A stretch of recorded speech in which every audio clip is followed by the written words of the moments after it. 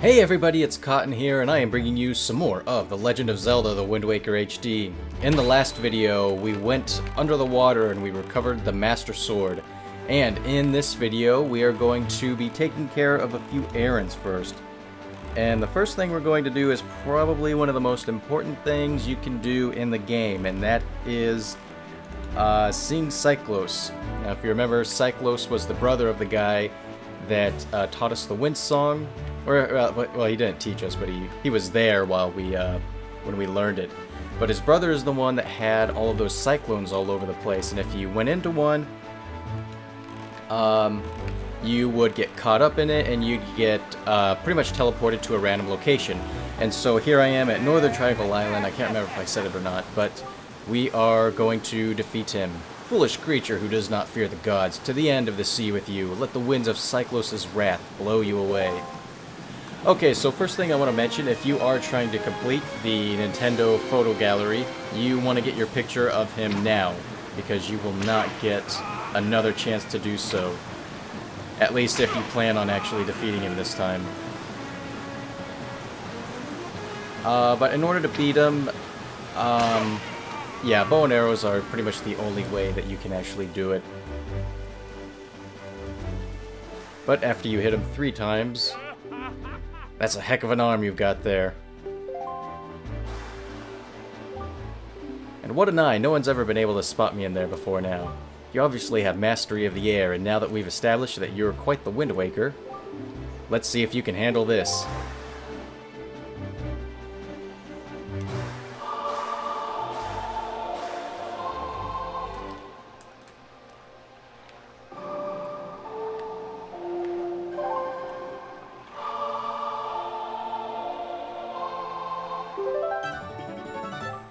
And we learn the Ballad of Gales. In the hands of a Wind Waker like you, my adorable little cyclones will be as happy as can be. If you need to move like the wind over the ocean deeps, just call on my cyclones. Well, I guess I'll head for home now. See you on down the road. So now we can teleport across the Great Sea. We can't, like, travel anywhere we want to. There's only a certain number of places that we can go to. There's 8 locations on the world map that we can be teleported to.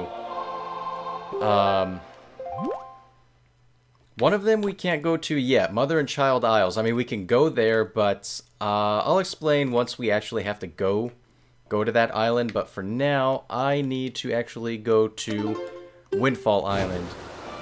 We're not actually going to Windfall Island just yet, or actually... let's see, I need to think about what's the best way to do this.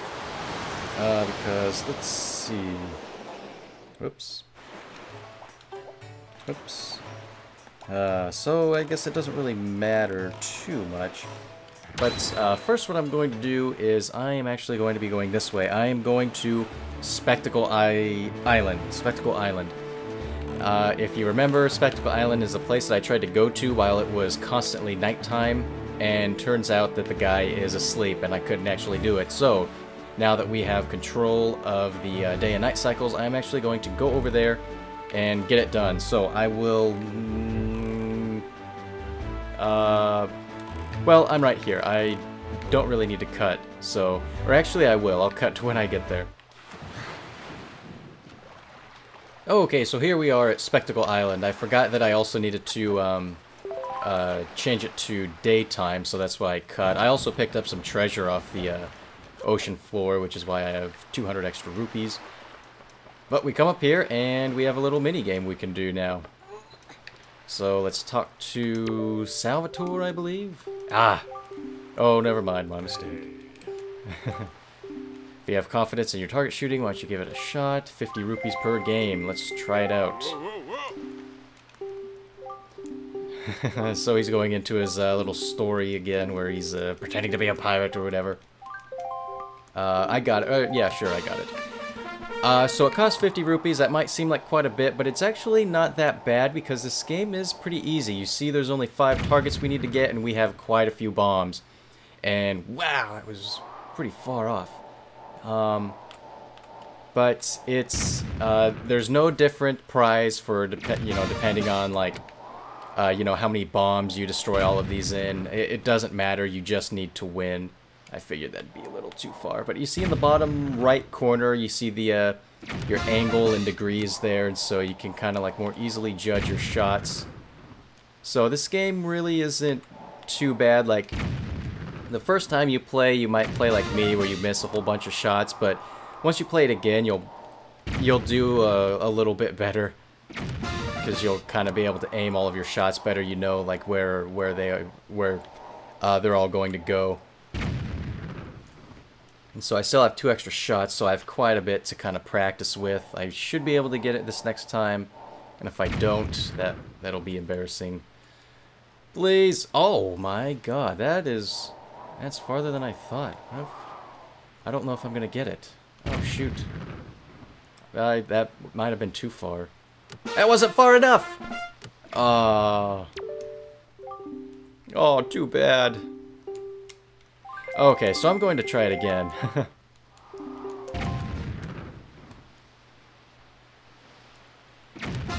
There we go.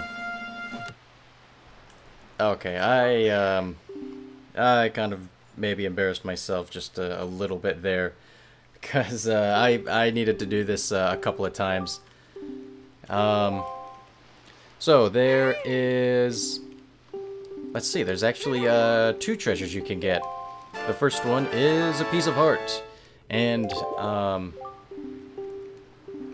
let's see, if you do it again, you will get a treasure chart, so that's exactly what I'm going to do, so I will see you in a little bit. Okay, yeah, and then this time I do 5 bombs, 1 each, no misses. But, yeah, it just takes a little practice. It's really not that difficult. Definitely not as difficult as the cannonball game that was on Windfall Island that I got incredibly lucky with. But beating it the second time gets you a treasure chart. So now we've done everything we can do on this island. Now, you can play that again as much as you want to. I can't remember exactly what the prize is. It's rupees. I don't know how much it is, but I'll put it up on screen to show. But now... we are actually going to head back to Windfall Island. So I will see you there. Okay, now that we're back at Windfall, we are going to finish off the rest of the auction. We're going to get the rest of the items. Besides the fast sale, the other items you can get is a joy pendant, a piece of heart, and then 2 treasure charts. So I am going to collect all of those. I've already showed you how the auction is done, so I'll really just be cutting everything out until I actually win. So yeah, I'll see you then.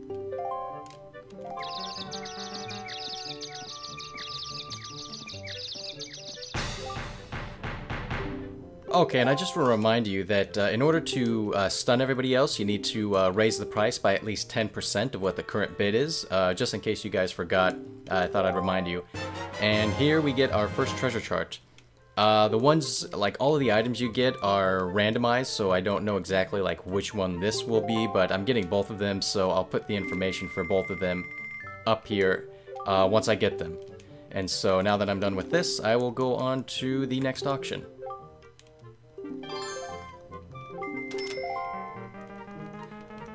Okay, so I just want to point out something really quick, that this auction started at 5 rupees, and there will be a reason for that, because I now know which treasure chart this is. So I'll see you at the end of it.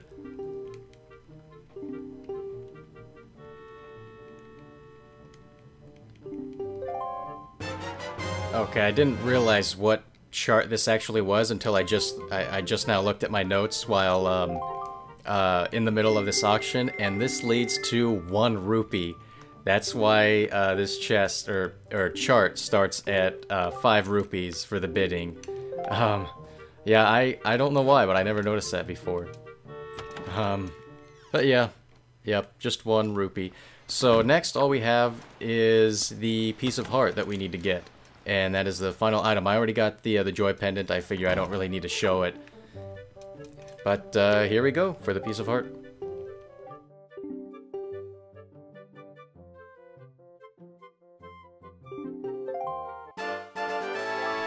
And there we go, piece of heart number 22.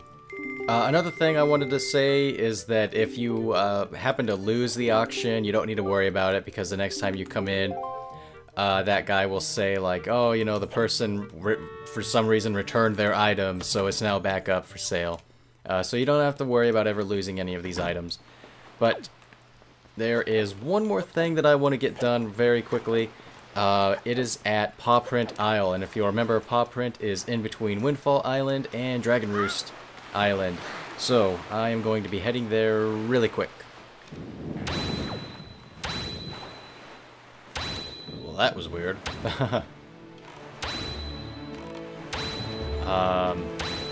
I'm gonna leave that in because it was just kind of weird, and I thought it was, yeah. I don't know what that was, but here we are at Pawprint Isle. Oh, actually I'm supposed to salvage something, but there's actually something else that I came here for. And if you notice, like, all of the blue ChuChu's like seem to appear out of nowhere. This island, I've noticed my second playthrough on the HD version, that you can actually see the blue ChuChu's. They're actually really, really tiny. So I'm just zooming in on this ChuChu because he's right on top of this statue, but you can see him there right at the bottom. He's just...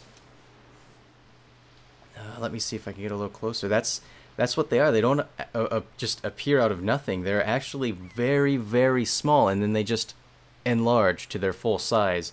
And so in order to get to this one, I think you just need to like jump up there somehow. But here we go. We get another blue ChuChu. Another blue Chew jelly. And so now for the real thing that I want to get is a piece of heart. Let's see. That is from treasure chart number 30. Okay, so I needed to open it.